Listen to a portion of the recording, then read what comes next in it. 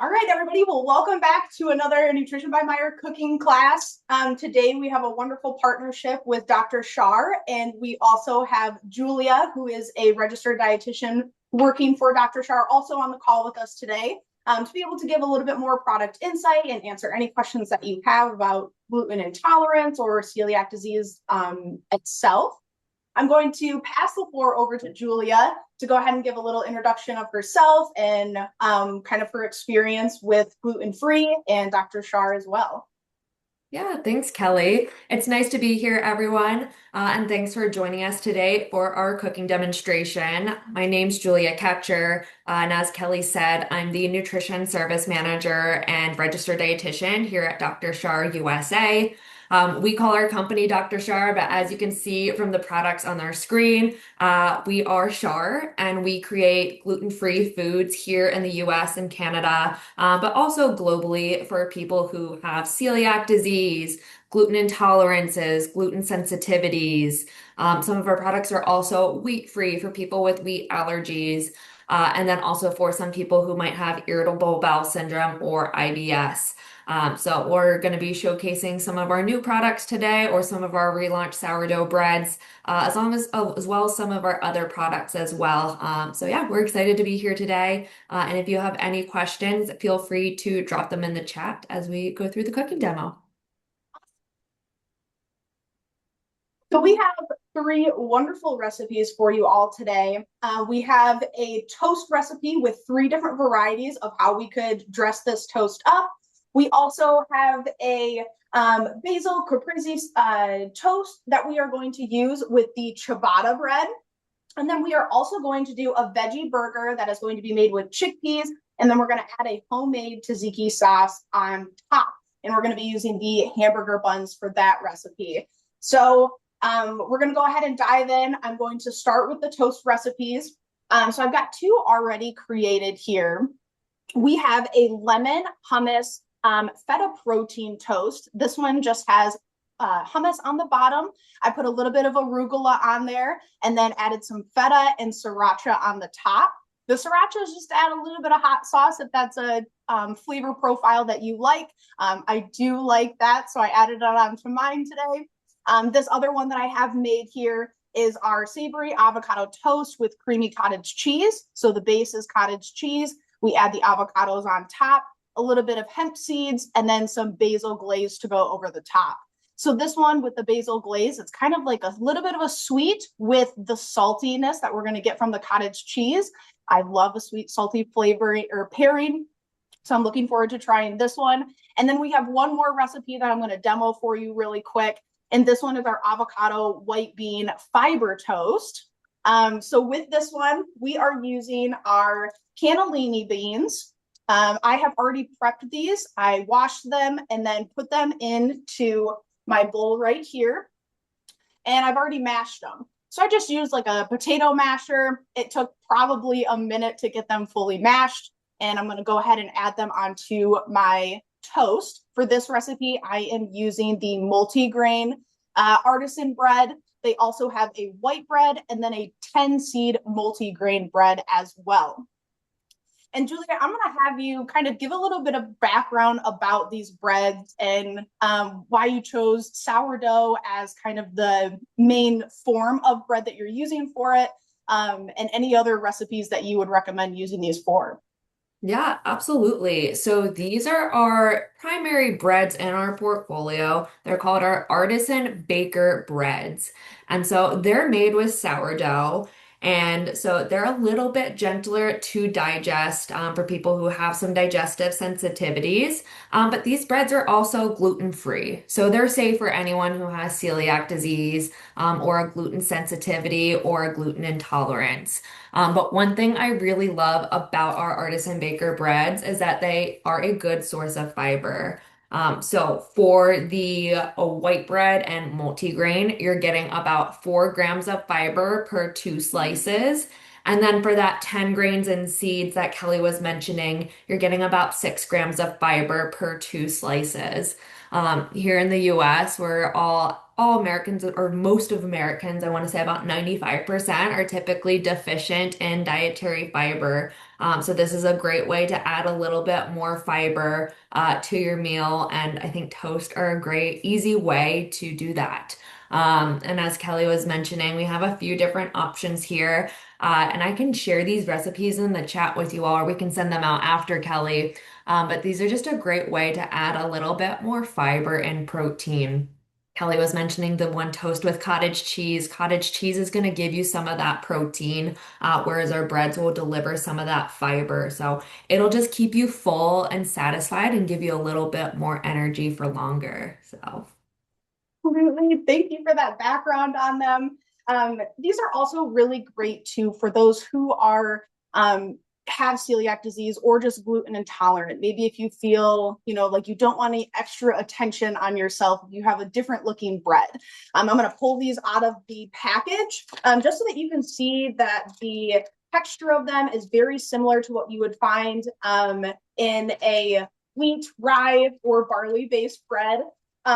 Just so you know that if you are bringing this bread, that you can, sneakily be able to eat whatever everybody else is eating without any extra attention of, your dietary restrictions. So we have it packaged in this plastic container, and then our bread is right in here. And I'm going to do a little squeeze test for you and show you how it bounces back. This will show a little bit better with the ciabatta bread, so I'll do it again for that. But this is kind of what it looks like. It looks just like you would see in any other type of bread packaging. We've got the holes to show you that it was baked beautifully. And it's got really good texture. When I toasted my toast, I did it for about 3.5 minutes. It gave a really nice crisp on top. I wish I could have done the knife to the toast test so you could hear how crispy it was. So yes, really great quality bread. And Julia, go ahead and tell everyone about the packaging and the reason behind that. Yeah, so you can see we have this sealed package within the larger plastic packaging. This is a little bit different than what you would see in your typical regular conventional bread you might find in store. But this is just to keep the bread fresher for longer. Our breads are preservative free, so it's just to make sure that the bread stays as fresh as possible for as long as possible. So again, just trying to deliver you the freshest softest loaf possible. And as Kelly said, these breads are gluten-free, they're wheat-free, dairy-free, egg-free, and also preservative-free. So again, it's a great option, especially for people who have gluten sensitivities or celiac disease. And Julia, I know for my bread, sometimes I'll put it in the freezer, like if there's a deal going on and I want to buy them all at once, but I want them to last long. Will these last in the freezer as well and come out just as they did fresh? Yes, they will. Awesome. Okay, that's great. So we have completed our white bean toast recipe. Without everything falling off, I have our white bean spread on here when there's a little bit of lime juice in there to bring a little bit of that fresh acidity to this recipe. Then we've got some red onions on here, and then also the avocado with a little bit of black pepper to top it off. So I'm going to take a bite of this one for you and test it out.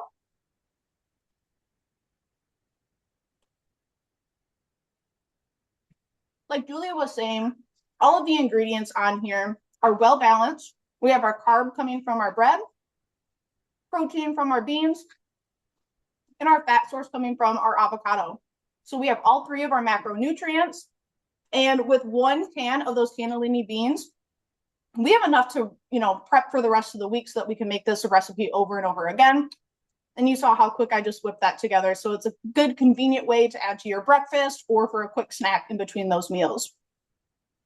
And if anybody has any questions, feel free to reach out in the chat. I'm going to set our toast aside so we can start our next recipe.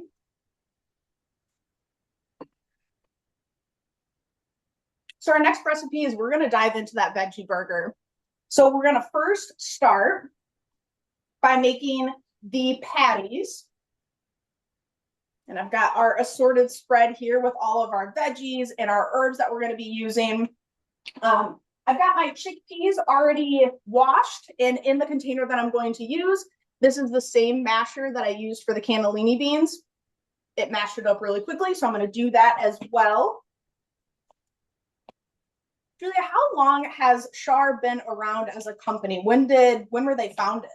Yeah, Schar was founded in 1922. Oh wow. So over 100 years at this point. Yeah. Our headquarters is actually based in Italy. Oh And so wow. it's actually in northern Italy, in South Tyrol. So we've been in Swedesboro for, I want to say a few years now. But yeah, we are a worldwide company, headquartered in Italy since Wow. 1920. Mm-hmm. How long, when Schar came to be, how long did it take for them to start selling in the United States? Ooh, that's a good question. We've been in the US for over a decade at this point. I would say, actually, my first introduction to Char was when I was back in college and I worked at a small natural food store. And Char was just the go-to gluten-free brand on the market. And it was very easy to remember because they had that very distinct yellow and red branding. Um, Yes. but yeah, yeah. So we've been a leader in the gluten-free industry for quite some time now. And I feel like with like the gluten-free diet gaining traction, we have so many more options now than we did back in the day. We have so many different breads, sourdoughs, rolls, buns. The options are much better now than they were, even a decade ago, I would say. And When I was even at being Meyer picking up all of these, there were so many different options. There was sweet treats like the muffins or the marble bread. They also had hot dog buns that you could choose from. They had a large baguette that you could eat as well, and that was very tempting to try. yeah. So a lot of different options for you to be able to have no limitations on the recipes that you need to make or want to make, but making sure that they are gluten free. Exactly. Yeah, and since we're headquartered in Italy, we have a much larger product selection over there. So people are always, when they go on vacation, they're in Europe, they'll take a picture of something they try over there and they're like, please bring this to the US. So, What would some of those products be? oh, I'm trying to think of what would be my favorite. We definitely have a lot more sweet treats, I would say. I'm trying to think of something that. Let's see. Let me see if I can bring up an example to show you all. Okay, awesome. I did see the chocolate croissants, and oh my gosh, I love a chocolate Yes. croissant. I would love to taste it in a gluten-free form just to be able to see like how it compares to, more of that conventional choice that we would have. Yes. Yeah, we have a few good ones. We have so many different cookies. I mean, there are just so many different sweets. There was one cookie in particular that I wanted to show you all. Oh yeah, this was my favorite that I tried. I'll put it in the chat. It's just like a really good sandwich cookie. I wish we had it here in the US. Awesome. Thanks for popping that in there. Oh, Darlene said, I love using the baguette for my own garlic bread. Yeah, it's great to make garlic bread with. Yum. All right, everybody. So we have a pretty good mash on these chickpeas right now. I'm going to start adding in the rest of the ingredients that are going to go into our veggie burger.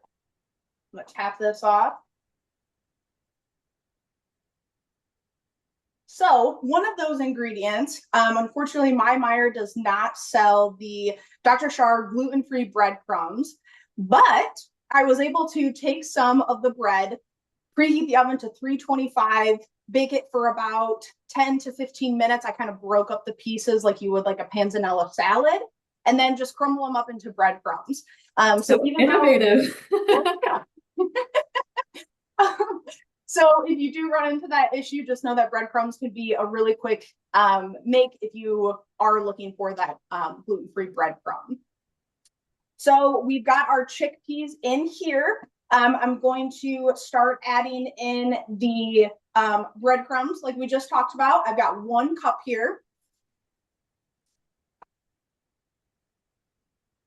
We're also going to add our spinach, I like to do a rough estimate for this. This is calling for 1 cup. So I just did a nice light chop on it just to break it up a little bit.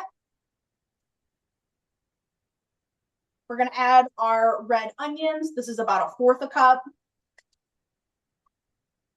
Our red pepper, our red bell pepper. And then some of our green onions are also going to go in here. And then we're also going to grate a cucumber in here as well.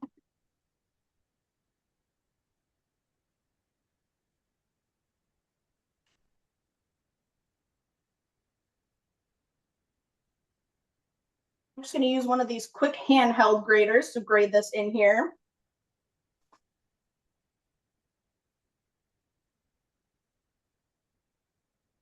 I am definitely more of a, not as much of a baker. I like to cook a little bit more because I am a whip it together kind of gal.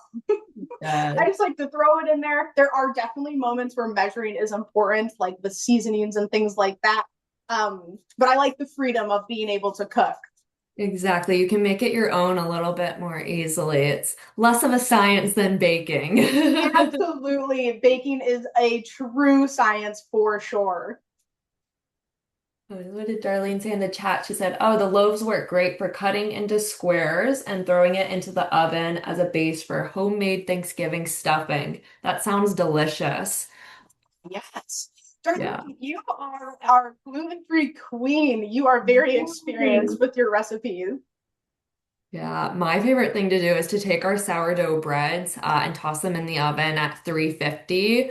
So I'll cut them up like croutons and toss them in whatever seasonings that I like, and then I'll bake them for about 12 to 15 minutes. Turn out perfect for salads. They're delicious. Oh, that's a great idea. Uh, Easy way to make your own croutons as well. exactly. All right, we're The just about coupons are- done here with this cucumber.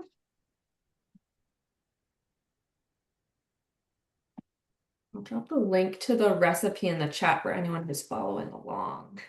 Awesome. Thanks, Julie. I appreciate that. Okay, and then we are going to take a little bit of our dill and also add it into this recipe.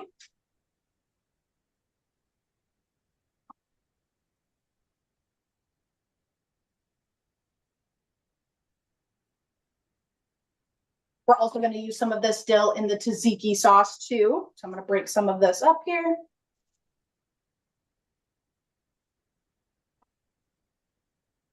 And then we're also going to add a 1/4 cup of water. And then we're just going to mix this all together like we would normal ground beef or ground turkey, and really just mix it in well together until we're able to get a nice form like we would for the patty.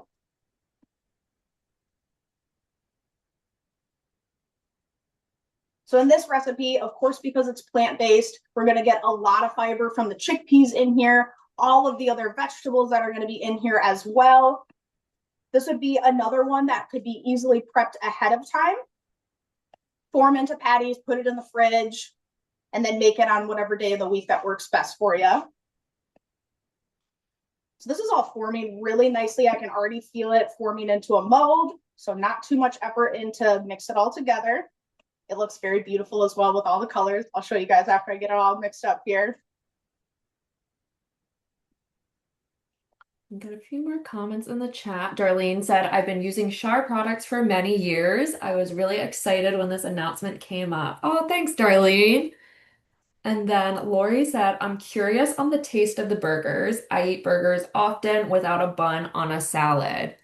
Yeah, I mean, this would even be great if you wanted to have it on top of a salad. Like Kelly said, you're getting a lot of different veggies in there, so I think it would pair really nicely on top of a salad. And then you could even use the tzatziki or even thin it out with a little bit more water to turn it into a salad dressing. So I think there's a few different ways that you could kind of adapt this and make it your own for sure. That's an amazing idea. I love that. Kind of like that trend going around the deconstructed burger salad. We can do that Yes, exact same thing with this recipe. exactly. Yeah, that's a great idea. Everybody, we have a pretty nice form for our burgers. It's all caught up right in there, easily mixed together. I'm going to make this into 4 separate patties, and then we'll kind of let this cook as we move through the tzatziki sauce that we're going to make, and then we'll also do the pesto mozzarella ciabatta bread as well. So for the burger buns, they said do about a cup of the mixture as a good measurement for your burger size. Here I am measuring with my heart.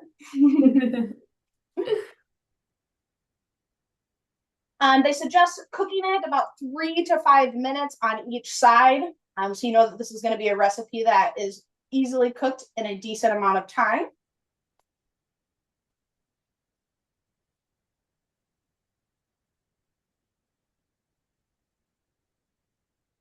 One thing I really loved about these recipes too is that a lot of them were plant-based or even vegan.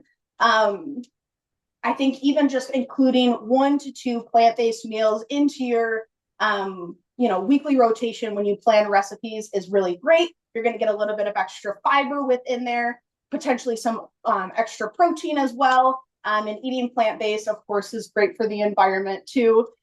So I appreciate all of those factors. Yeah, absolutely. And like to your point, you're getting a little bit of fiber and a little bit of protein from the chickpeas. And then even with the Greek yogurt that's in the tzatziki, you're getting a little bit more protein from that Greek yogurt as well. And then we also have our hamburger buns. For each bun, you're getting about 4 grams of fiber as well from the bun. So you can get yourself a decent amount of fiber and protein from this meal. And they do also hold up pretty well in meal prep too, if you wanted to, like Kelly said, form them and cook them later on, or even if you wanted to make them ahead of time and then reheat them, either option would be good. Is anybody making any gluten-free recipes for the holiday this weekend? I'd love to know what you're planning to make. Pop it in the chat. I'm Yeah, always open to any new recipes. Memorial Day recipes that you're making. Yes, let's hear it. Maybe it's this one. Yeah, seriously. Burgers are a staple for this holiday. So my sister is vegan, so I'm actually going to make this recipe Oh, for her. amazing. Yeah, I'm probably gonna make a pasta salad. And yeah, I was honestly had this on my list as well to make the chickpea veggie burgers because they're delicious. I was telling you earlier, they're a hit. Everyone's been making this recipe and they really like it.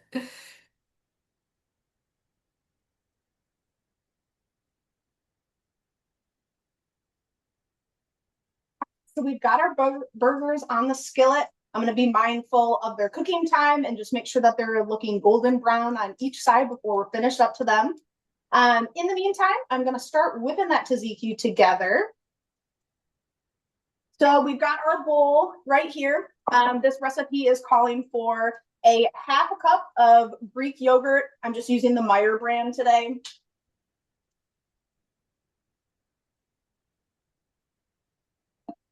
Just add this in here.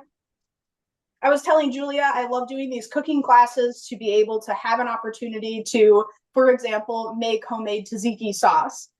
Sometimes it is just convenient to be able to grab the kind that's already made, but you'll be able to see today how quickly this is going to come together so that you know that you have the power to be able to make it on your own after today's demo. Yeah. Same thing with the veggie burgers. This is one of those recipes where before I would just try to buy pre-made veggie burgers because it was easier, but you can see as Kelly's moving through this recipe so quickly, it is so easy to whip these together. And again, you make it yourself, you get to add the veggies. It's great. What did Darlene say? She said this weekend's big dinner plan. Pistachio crusted tilapia, roasted potatoes, and cucumber salad. That sounds incredible. Where is my invite? Crashing the party. Yeah, that sounds delicious. Pistachio crusted tilapia. That sounds really, really good. Yeah, I love that. We were able to do a partnership with Wonderful Pistachios this year, and they did a pistachio encrusted salmon, and I really loved that. I had never Mm. really made anything like that before, so I enjoyed that recipe. Sounds really good. So I'm adding our dill in. When I'm pulling the dill off of these stems, if there's a little bit of stems in there, it is okay, but do your best to just get the actual dill leaves that are on the end. And you can chop these. Right here, what I'm doing is I'm just pulling them apart and adding them in here. I am definitely adding a bit more dill than the recipe is calling for. I love this flavor. Growing up, Mm. my dad would add this to, I feel like everything. So it runs through my blood at this point. Yes. So really going for that dilly flavor today. Yeah, and if you can't find fresh dill, you can also use dried dill if you need to. This recipe calls for 3 tablespoons of fresh dill. So about 1 tablespoon of dried dill should do the job, or a little bit more if you really like a dill flavor. Thank you. So I've got my Renee, lemon juice in here. I've got my cucumber. The last thing I need to add in here is my seasonings, which is going to be that cayenne pepper and the garlic powder. amazing. Renee said, I'm taking a Spanish almond torte to a barbecue, gluten and dairy free, along with a gluten-free bun. That sounds incredible. Yeah, wow. I would love to know what is in Mm. this tart. Yeah, what's in the torte, Renee?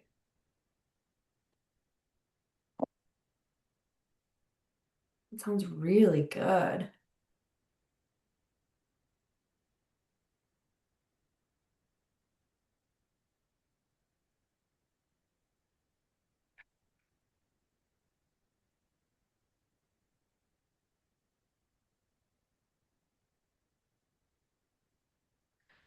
With an almond flour base, eggs, sugar, and sliced almonds. That sounds delicious. Yes. Ooh. Tart's pretty challenging too, so I'm actually really impressed. Yeah. Let's see.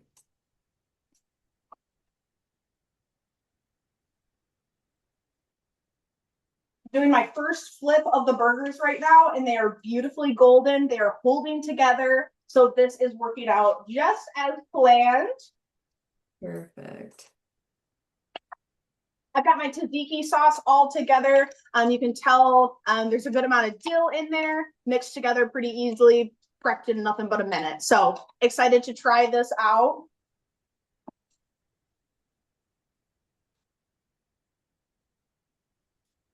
And then I'll show you our burger bun while we're here. So these come already half cut, so that when you pull them out of the package, you can just pull them apart, or you can just give it that little extra slice to make sure that it's a clean cut. Um, I'll give that little squeeze test to show you the bounce back on here. It's kind of my finger also, but it is just as good as you would find anywhere else. This inside part is bouncing out and bouncing back up. It feels like you can make a dough ball right out of this. So really good texture. I'm excited to put this all together and be able to try it out. Yeah.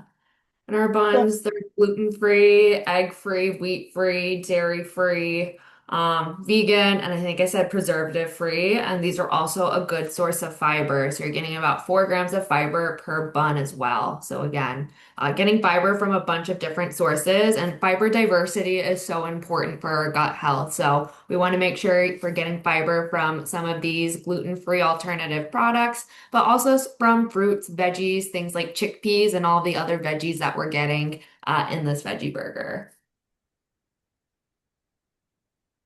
So as we wait for those veggie burgers to finish up cooking, I'm going to quick demonstrate the pesto caprese ciabatta with a little bit of balsamic glaze on the top. So here is our ciabatta bread. Absolutely beautiful. Great little sponginess right here. These ones you will have to cut. So I'm going to give this a nice slice real quick. And with this recipe, you can create it open faced, or you could create a little bit of a panini with it as well. So if you wanted to have that cheese a little bit of melty, maybe like a hot sandwich instead of a cold sandwich, this one would be a really great recipe to try. So what we're going to do first is we're going to add our pesto on here. In the pesto, we're going to get a lot of healthy fats from the olive oil that's in here, and then also the type of nut that they are using. So for this one, they're using pine nuts. You could use walnuts to make pesto. I've seen a couple different things to be able to make it. You can also use carrot greens to make pesto if you don't want to use basil leaves. Yeah, there's a variety of ways that we can create this. Because it is springtime, if you are growing any herbs, when you trim your basil, you just want to trim from the outside and not those inner leaves, just to make sure that it continues to keep growing and getting bigger. I am working on growing some basil leaves, so I wanted to share my learned knowledge with you as I continue on. Love it. So I put a pretty good serving of pesto on here.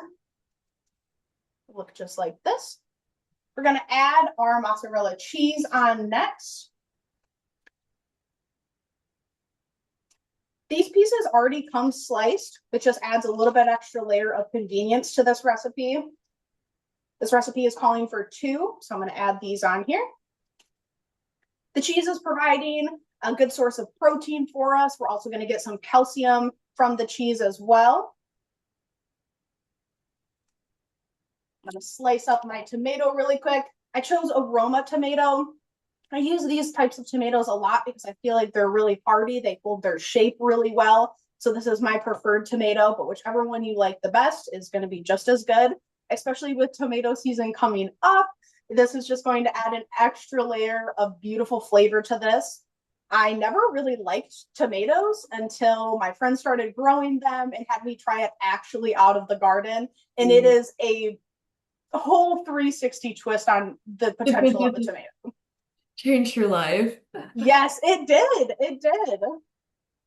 Ooh, someone said in the chat they're allergic to pine nuts. Yeah, there are a few different ways that you can make pesto nut-free. If you can tolerate seeds, you could substitute like a sunflower or a pumpkin seed.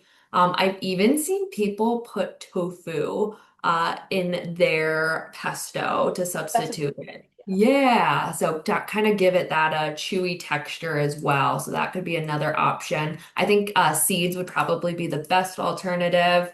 If it's just pine nuts, I've made a pesto with walnuts before, and that turned out pretty well too. So there's a few different options there. I feel like there are so many different variations of pesto nowadays. You can make a spinach pesto instead of a basil pesto. I've seen sun-dried tomato pestos, so there's a few different options out there. All right, these burgers are just about done. We have the final touches to add to our ciabatta bread. So I've got our mozzarella on there. I've got our tomato on here, also a little bit of sprinkle of basil as well. Our tomato and our basil are going to provide antioxidant properties, which are going to be great for heart health and just overall kind of trying to prevent the inflammation that we are exposed to every single day. So that's going to be really great. As I'm going through all of these nutritional components, you can tell that this recipe and all of the other ones that we've cooked today are nutrient packed. So we call this nutrient dense. There's going to be a lot of benefit in nutrition behind these recipes. And then just to add a beneficial component is that they are convenient and quick to make. A lot of life is moving and grooving and going at the speed of light. So we can make nutritious recipes that are also going to be created in a reasonable amount of time. I think that is really special. Absolutely. So we've completed our ciabatta bread. I've got the little balsamic glaze on the top. This is going to be another kind of sweet and a little bit of a salty flavor combination. I'm going to take another little quick bite of this.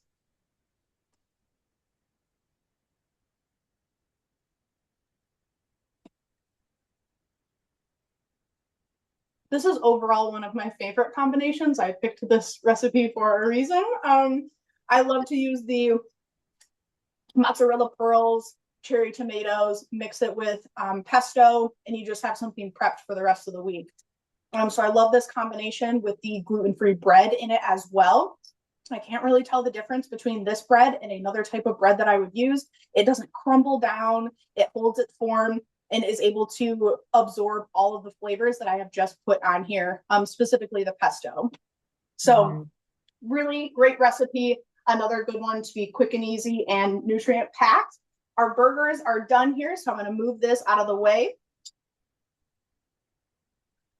Yeah, our ciabatta rolls are one of my favorite products. I feel like they're really good toasted or untoasted.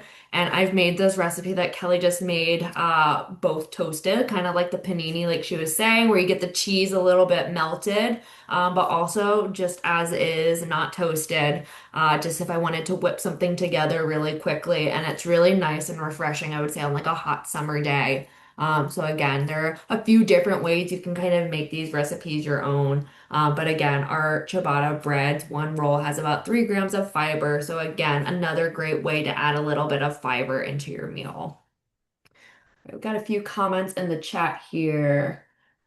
Let's see. I make a banana pumpkin bar often that uses honey and coconut oil with gluten-free flour. Really good bars and chocolate chips. Oh, that sounds delicious. I love pumpkin everything, so I would The love recipe, that recipe. the recipe Um, sharing in this cooking class right now is fantastic. yes. Let's see. I know we're focused on gluten-free today, but if you have any ability to influence the stores carrying more dairy-free products, that would be appreciated. I hate that I have to shop at our competitors to get all the dairy-free stuff I need. I hear you. It is so hard when you have a food allergy, and trying to navigate the different stores and also having to go to multiple grocery stores to find everything that you need. So we absolutely hear you, and that's feedback that we'll bring back. On our Schar website, even we have a little, and I'm sure even on the Meyer website, you can filter by allergy. Can you do that on the Meyer website, Kelly? Yes, yep, Perfect. Yeah, so you can filter on both the Schar and Meyer websites by different allergies that you want to avoid. So if you wanted to avoid dairy, that's an option, is to try to filter out and kind of see what's available and build out your list from there. But yeah, it is so challenging to have a food intolerance or an allergy. We totally hear you. absolutely. Yeah, I do appreciate that feedback. Mhm. Um, okay, guys, last recipe. We've got our burger made up here. It looks absolutely beautiful. It's got a nice brown on the outside on both sides, holding up well in our hamburger bun. I'm going to add the tzatziki to the top here. Oh, that looks delicious. I am stoked to try this. This is going to be a mouthful, but it's going to be worth it. Okay, wonderful. I'm going to add the top back on here. Look at how cute that looks. I Oh, love it looks it. perfect. All of the beautiful colors that are coming from the patty as well.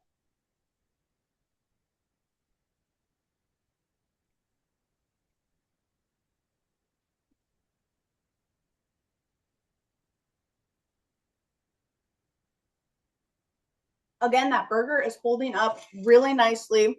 You don't have to worry about it not sticking together like you would find in like our meat products. No eggs in here either to hold it together. So that's a really great recipe. The flavor combinations between all of the fruits and veggies and the chickpeas that are in here with the tzatziki sauce make a really vibrant meal that you could make, hopefully for this holiday weekend. Um, if anybody has any questions about today's recipes, we'll give it a couple minutes just to finalize any questions or thoughts or recommended recipes that anybody has.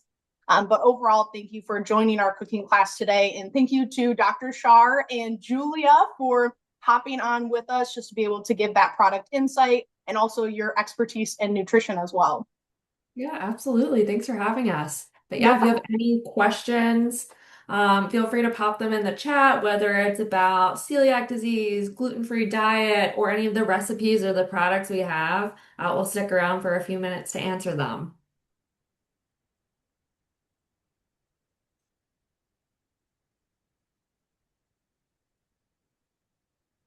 Oh, thanks for joining us, Darlene.